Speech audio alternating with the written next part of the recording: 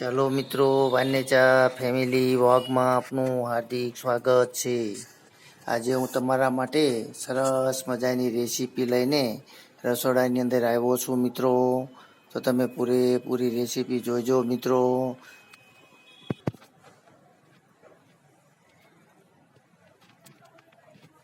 જેનું નામ છે, સરસ મજાની જે રેસીપી બનાવવાની છે તેનું નામ છે લાલ ચોળીનું સરસ મજાનું ખાટિયું બનાવવાનું છે મિત્રો. ચાલો મિત્રો, તો આજે આપણે સરસ મજાનો જે ચોળીનું શાક બનાવવાનું છે તેનું મટીરિયલ બતાવી દઉં મિત્રો.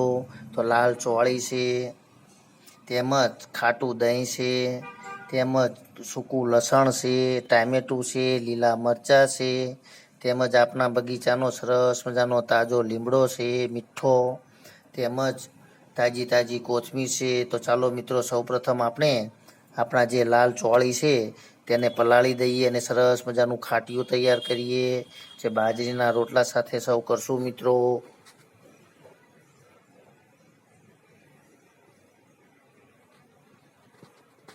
આજે આપણા બગીચાની સફાઈ ચાલી રહી છે, તમે જોઈ રહ્યા છો મિત્રો.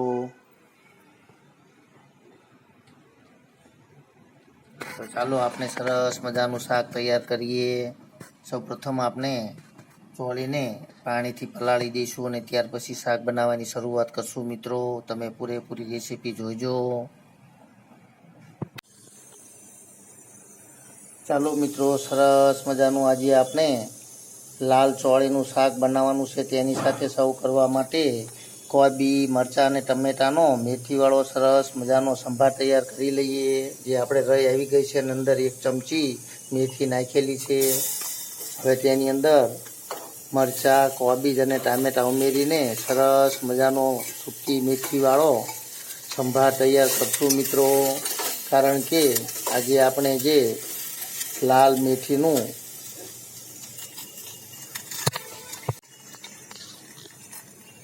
જે મેથીનો વઘાર કરેલો છે મિત્રો, લાલ મેથીનો, તે તમે જોઈ રહ્યા છો. સરસ મજાનો આપણો સંભાર તૈયાર થઈ ગયો છે, જે આપણે ચોળીના ખાટિયા સાથે ખાવાનું છે મિત્રો.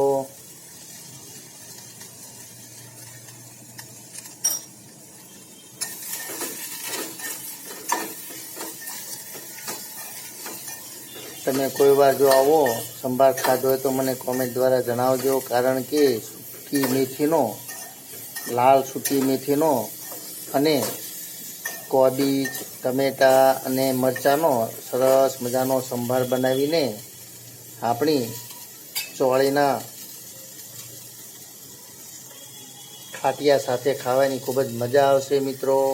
તો તમે પૂરેપૂરી રેસીપી જોઈજો અને આવ્યો સંભાર ક્યારેક બનાવજો મિત્રો. ખાવાની ખૂબ જ મજા આવતી હોય છે.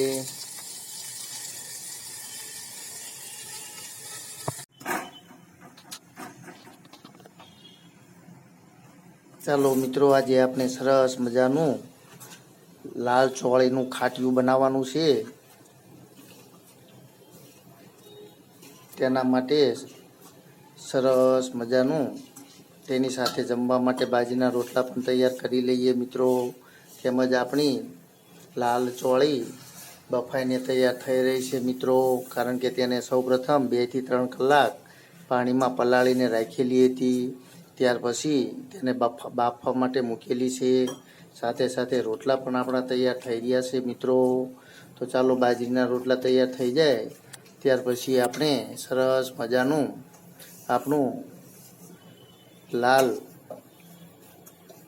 ચોળીના શાકનો વઘાર કરશું મિત્રો.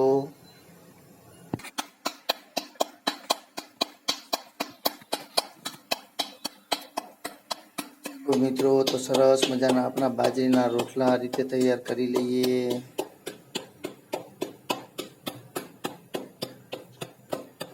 કારણ કે ચોળીના ખાટિયા સાથે ખાવાની ખૂબ જ મજા આવશે મિત્રો. તમે પણ આવી રીતે શાક બનાવજો મિત્રો.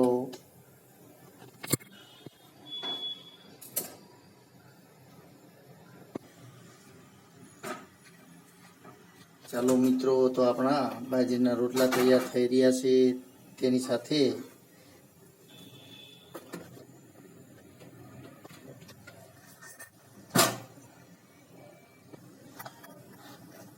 સરસ મજાના આપના રોટલા તૈયાર થઈ ગયા છે મિત્રો. તેને આપણે દેશી ઘીથી સરસ રીતે રોટલો તૈયાર કરી લઈએ મિત્રો. ત્યાર પછી આપણે સરસ મજાના શાકનો વઘાર કરશું મિત્રો.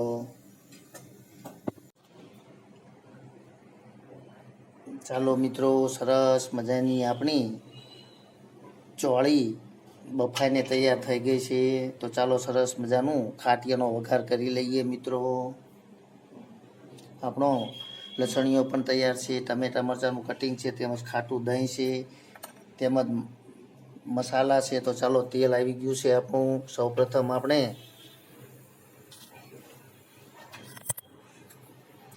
થોડીક રાઈ ઉમેરી દઈએ, 1 ચમચી જીરું,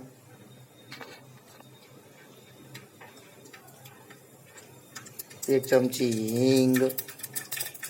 હવે ફૂટી જાય એટલે 1 ચમચી હિંગ પણ ઉમેરી દઈએ મિત્રો. તેમજ ટમેટા અને મરચાંનું જે કટિંગ કરેલું છે તે પણ ઉમેરી દઈએ. તેમજ આપણે જે લસણીઓ ખાંડીને તૈયાર કરેલો છે તે પણ ઉમેરી દઈએ.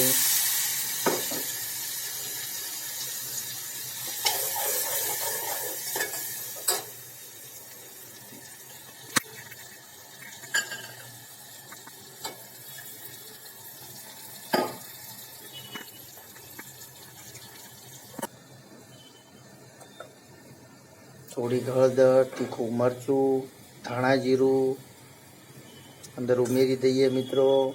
તેમજ સ્વાદ પ્રમાણે મીઠું પણ ઉમેરી દઈએ. હવે આપણે અંદર જે સરસ મજાનું ખાટું દહીં છે તે પણ અંદર ઉમેરવાનું છે મિત્રો. ચાલો મિત્રો, તો હવે ચોળી પણ અંદર ઉમેરી દઈએ.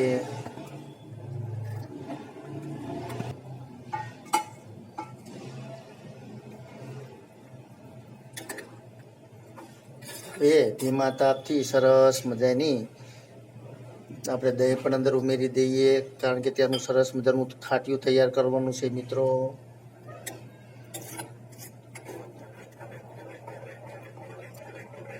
ચાલો તો હવે એને 2 મિનિટ જ રાખવાનું છે, કારણ કે આપણે પહેલેથી જ ચોળીને બાફીને તૈયાર કરી લીધેલી હતી મિત્રો.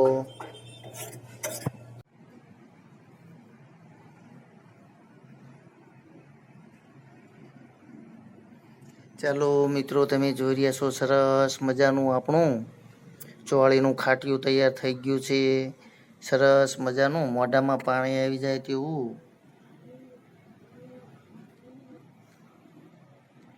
ખાટિયું તૈયાર છે મિત્રો. તેમજ બાજરીના રોટલા છે, તેમજ સરસ મજાનો મેથીનો અને કાંદા, મરચાં અને ટમેટાનો સંભાર પણ છે મિત્રો તૈયાર કરેલો. સરસ મજાની છાશ છે, કાંદા છે, ગોળ છે. તો ચાલો મિત્રો, આજે રોંઢામાં જમાવટ છે. સરસ મજાનું આપણું આ ખાટિયું ખાવાની ખૂબ જ બાજરીના રોટલા સાથે મજા આવશે મિત્રો. તેમજ આપણા બગીચાની અંદર બેસીને જમશું મિત્રો, કારણ કે સરસ મજાના અલગ અલગ ફૂલ છોડ ખીલી રહ્યા છે. તેમજ શંકર ભગવાનને વાલું એવું બિલ્લીપત્ર પણ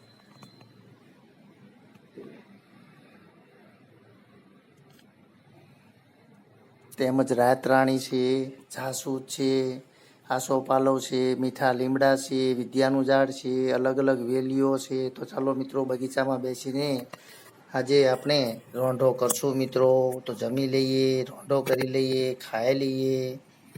તમે આવું સરસ મજાનું ચોળીનું ખાટિયું બનાવજો મિત્રો, અને મને કોમેન્ટ દ્વારા જણાવજો કે ખાવાની કેવી સરસ મજા આવતી હોય છે. સાથે સાથે સંભાર પણ જે સૂકી મેથીના વઘારથી બનાવેલો છે તે ખાવાની ખૂબ મજા આવશે મિત્રો. સાથે કાંદા પણ છે. તો તમને જો મારી રેસીપી પસંદ આવી હોય તો મિત્રો ચોક્કસથી લાઈક કરજો, શેર કરજો અને સબસ્ક્રાઈબ કરજો, કે જેથી કરીને હું બીજા પણ આવા વિડીયો તમારી સમક્ષ મોકલી શકું મિત્રો.